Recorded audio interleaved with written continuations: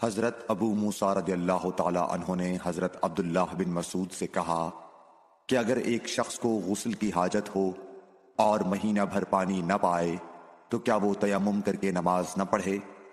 شفیق کہتے ہیں کہ حضرت عبداللہ بن مسعود نے جواب دیا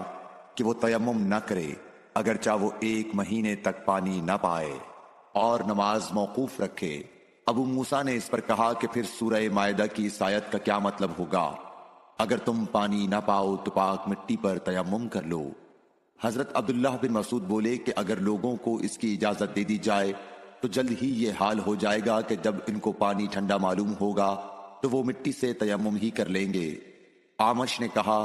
میں نے شفیق سے کہا تو تم نے جنبی کے لیے تیمم اس لیے برا جانا؟ انہوں نے کہا ہاں۔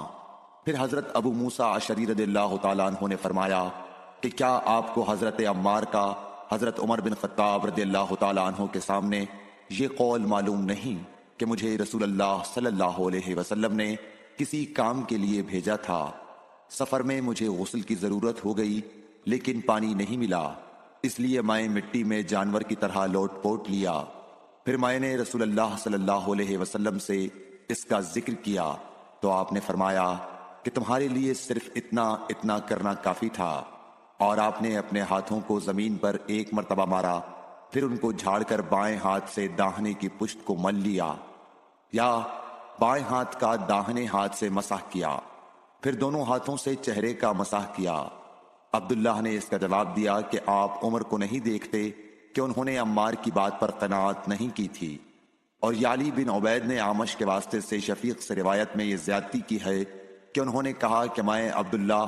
اور ابو موسیٰ کی خدمت میں تھا، اور ابو موسیٰ نے فرمایا تھا کہ آپ نے عمر سے عمار کا یہ قول نہیں سنا کہ رسول اللہ صلی اللہ علیہ وسلم نے مجھے اور آپ کو بھیجا، پس مجھے غسل کی حاجت ہو گئی اور میں مٹی میں لوٹ پوٹ لیا، پھر میں رات رسول اللہ صلی اللہ علیہ وسلم کی خدمت میں حاضر ہوا اور آپ سے صورتحال کے متعلق ذکر کیا تو آپ نے فرمایا کہ تمہیں صرف اتنا ہی کافی تھا، اور آپ نے چہرے اور ہتھیلیوں کا 1 ہی مرتبہ مسح کیا۔ Like, share and subscribe for more videos.